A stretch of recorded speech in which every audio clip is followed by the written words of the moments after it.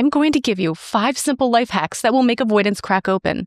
It's going to dramatically change the way they respond, and it's going to dramatically change the way they see you. We're going to find the 5 life hacks using this, an egg. You'll notice that there are 5 layers. Each one of these 5 layers is meant to represent a life hack that will begin to crack the egg. Let's start with the first one. Life hack number 1, mirror and mute. You may have heard the phrase, when they pull back, you pull back.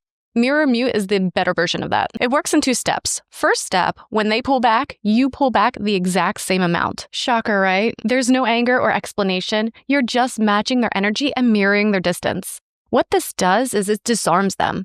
When an avoidant pulls away, they expect pushback. They expect you to chase. But when you mirror instead, their nervous system relaxes because there's no pressure to engage. Now, the psychology behind this is really fascinating. See, our brains are wired with something called mirror neurons. They're these little tiny clusters of cells that make us instinctively copy the people around us.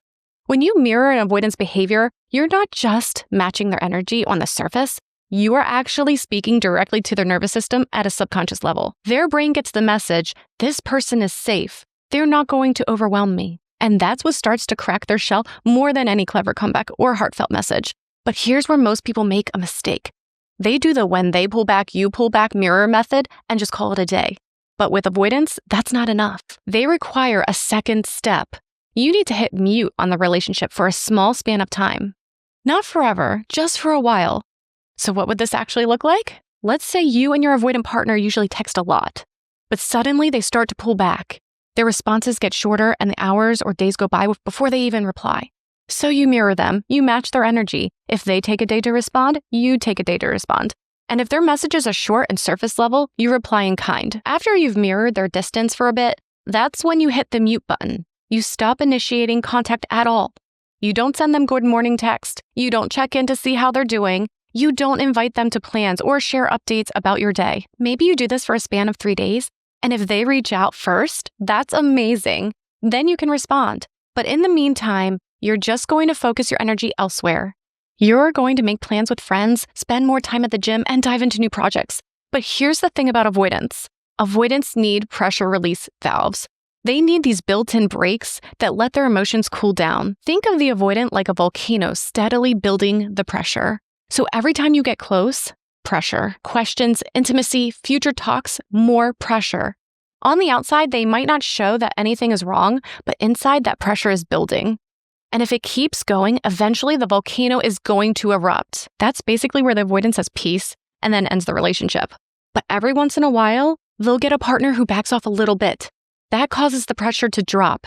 And for the first time in weeks, the avoidant can breathe. Let's move on to our second life hack. Text, don't interrogate. This one's going to be controversial because it's based on observation. I'd like to pull up my avoidance spectrum here. For reference, the way the spectrum works is simple. There are really 4 main elements to it. On the far left, you have anxious, preoccupied characteristics. On the far right, you have dismissive, avoidant characteristics. And in the middle, you have the secure ones. Then surrounding the middle, you have the secure Goldilocks zone. Let's say you're going through a breakup with a dismissive avoidant and you're here to figure out how to crack them open. I know some of you aren't here for that, but bear with me. Now, if you're watching this, there's a good chance you lean a little towards the anxious, preoccupied side. Maybe not all the way, but enough that you sometimes feel that urge to fix things, especially after a breakup. Here's my observation. Anxious, preoccupied people are obsessed with talking things out face to face.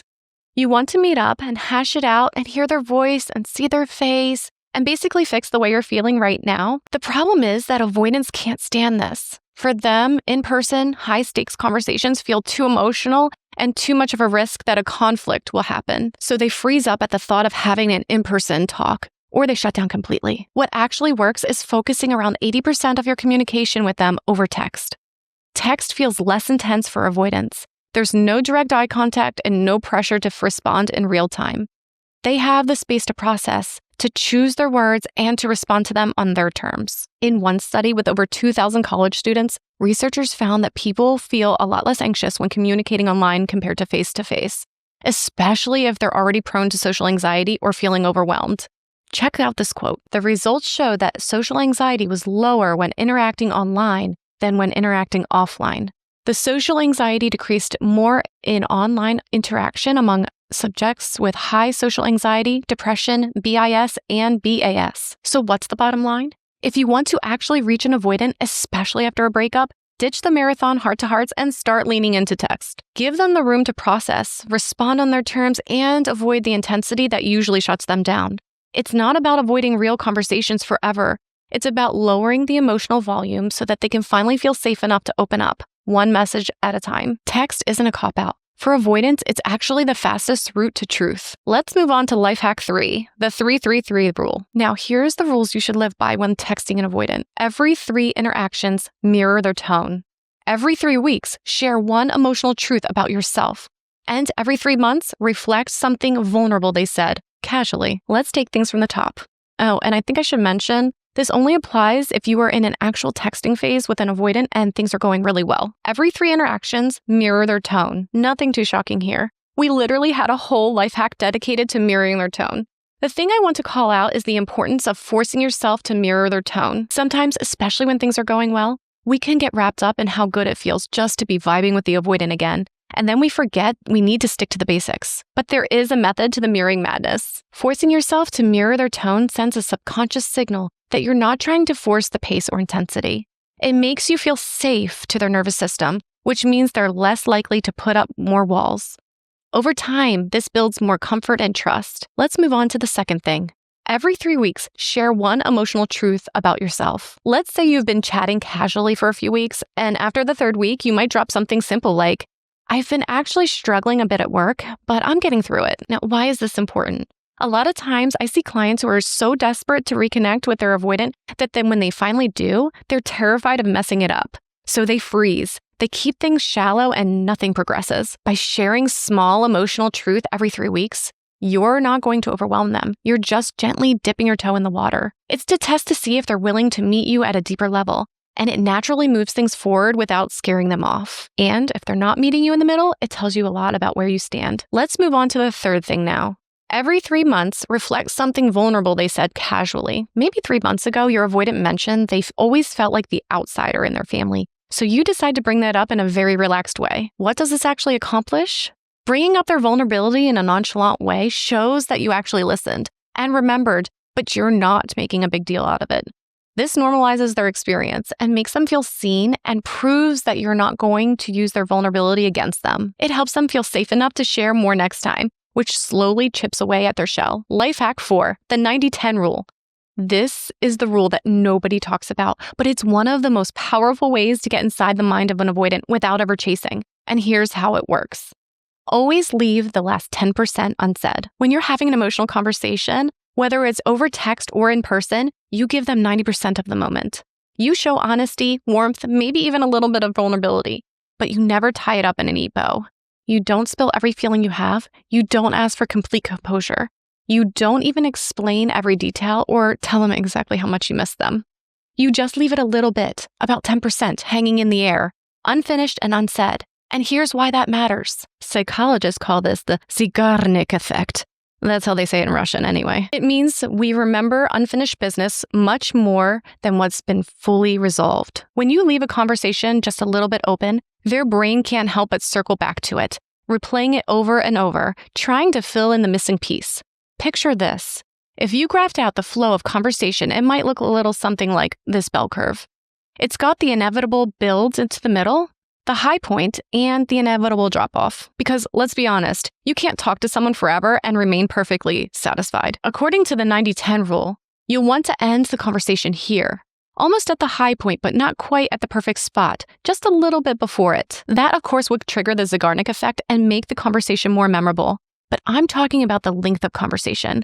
The cool part about the 90-10 rule is that you can even apply it to text messages. Let's say you're texting about a special memory with an avoidant. Do you remember that night we went out to dinner? He would say yes. I still think about that night sometimes and the way you looked at me at dinner. I never told you, but it caught me off guard in a good way. And then you let the message end, or you change the subject, or you just let them sit with it. You gave them 90% of the moment, but you never told them the whole story. You didn't fully resolve it. You left the door open, just a crack. And that's what keeps the avoidant thinking about you long after the conversation ends. Now, it is my sworn duty to ground this advice in reality. Not every text or conversation should use the 90-10 rule. But if you use it every single time, it's no longer a surprise. It becomes routine and it loses its power. The whole point of this technique is the unpredictability. It only works because it's unexpected. When you leave things a little unfinished every once in a while, it hooks the avoidant's attention and leaves them wanting more. But if you start using it in every conversation, it stops being a cliffhanger and it just becomes your new normal. And trust me, avoidants are experts at tuning out everything that feels repetitive or like a tactic. So think of it like a secret ingredient. Use it sparingly and it makes your connection unforgettable. Life hack 5. Big talk over small talk. I can't take credit for this. So instead, I'm giving credit to its creator, Kalina Silverman. She has this really great video and project called The Big Talk. If you haven't seen it, check out her channel, Big Talk. So what's the difference between small talk and big talk? Small talk is all the surface level, polite stuff we say out of habit. It keeps conversations safe, but it rarely makes you feel seen or creates any real connection. Big talk skips the filler and goes straight to the real, meaningful questions, the stuff that actually lets someone show you who they are. Here are some rapid-fire examples. Small talk. How's the weather? Big talk. What's something you're looking forward to? Small talk. What do you do for work? Big talk. What's one thing you wish you could change about your life? Small talk. Did you see that new movie? Big talk. What's a memory that shaped who you are? Small talk. How was your weekend? Big talk. What's something you never told anyone? Small talk. Did you get enough sleep? Big talk. When do you feel most alive? Small talk. Hey, how are you? Big talk. What are you most grateful for right now? Small talk. Busy day? Big talk. What's something you're afraid of? Small talk. Got any plans for tonight? Big talk. What does happiness look like for you? See the difference? Small talk fills the silence. Big talk opens the door. When you ask big questions at the right time, you signal to the avoidant that you're safe to be real with. There's an important key word to pay attention to there, though, at the right time. Look, small talk does have its uses. If you try to jump in with big talk with someone you barely know, or before rapport has been built, it can feel jarring or even push the avoidant away further. And just like with the 90-10 rule, if you're using big talk all the time, it loses its magic. Predictability kills its impact. If every conversation is deep and vulnerable, it starts to feel forced, or worse, like pressure. So you don't skip the small talk entirely. Use it to build comfort and safety first. Then when you sense that that foundation is there, that's when you sprinkle in the big talk question. It's the surprise of the shift, the unpredictability that makes it land so powerfully. When you use big talk in the right moments, you don't just fill the silence. You create connection and you invite the avoidant to step into real intimacy at the pace that they can handle. If you remember anything from these 5 life hacks, remember this. Getting close to an avoidant isn't about pushing. It's about setting things up and then backing off. You need patience, good timing, and self-control, even if you want to do more. Real connection doesn't come from chasing. It comes from giving space and letting them come to you.